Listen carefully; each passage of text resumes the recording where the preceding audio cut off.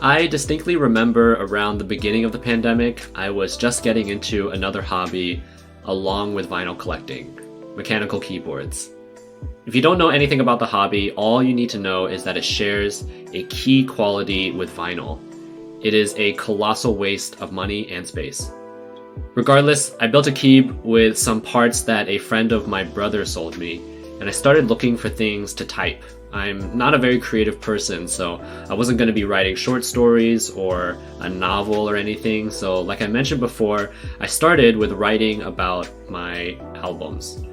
I remember for Bridge Over Troubled Water, the final studio album by the folk rock duo Simon and Garfunkel, I wrote about how I had really fallen in love with the song Bridge Over Troubled Water my senior year of college, so it was kind of a gamble to see if I'd like the rest of the album. The rest of the album actually sounds quite different from the solemn, gospel-esque Bridge Over Troubled Water, whose heartfelt lyrics about steadfastness and friendship seriously clashed with the actually bitter relationship between Art Garfunkel and Paul Simon. Simon had swayed a reluctant Garfunkel to sing solo on the song, even adding a verse and tweaking the key to better fit his voice.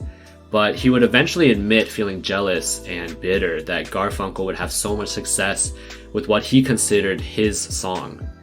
It's one of their most famous songs, which is why I picked another one for this week's mixtape. The Only Living Boy in New York was also written by Paul Simon, and it's a thinly veiled address to his partner Art, who at the time had left Simon to go act in the movie Catch-22 in Mexico.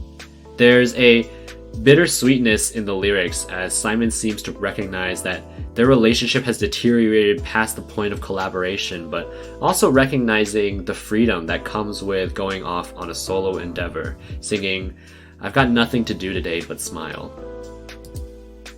I think there's a lot of bittersweetness going on in our lives today, manifesting itself in probably a million different ways. I hope this next song can just remind us to appreciate how the bitter often amplifies the sweet. This is The Only Living Boy in New York by Simon and Garfunkel.